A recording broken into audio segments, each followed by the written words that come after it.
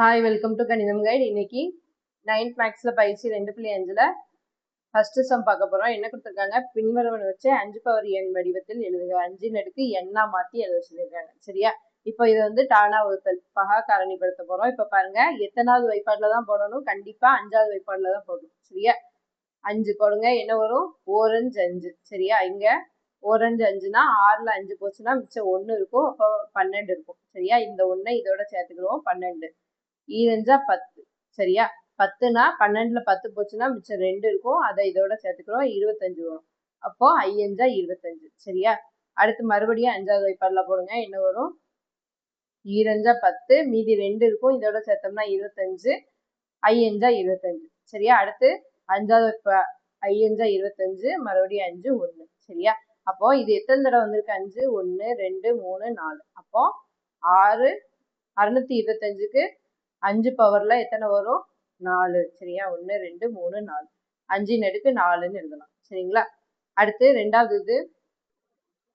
ரெண்டாவது இது பாருங்க, கீழே இருக்கிறத மேல கொண்டு வரும்போது பவர் வந்து என்னது? மைனஸா மாறும்.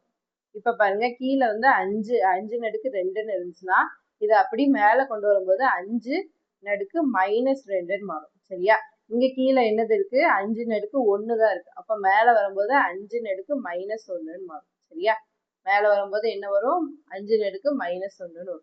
அடுத்து இங்க பாருங்க, இது வந்து என்னது? ரூட்னாலே நம்மளுக்கு என்னது? பவர்ல 1/2 இருக்குன்னு அர்த்தம். சரியா? ரூட்னா பவர்ல என்னது? அடுக்குல 1/2 இருக்குன்னு அர்த்தம். இப்ப இதை எப்படி எழுதலாம்? 5 அடுக்கு 1/2. சரியா? அடுத்தது பாருங்க, 125. 125னா நம்மளுக்கு எத்தனை தடவை வரும்? 1 2 3. 125 பகா காரணிப்படுத்தினோம்னா 1 2 3 தடவை வரும். சரியா?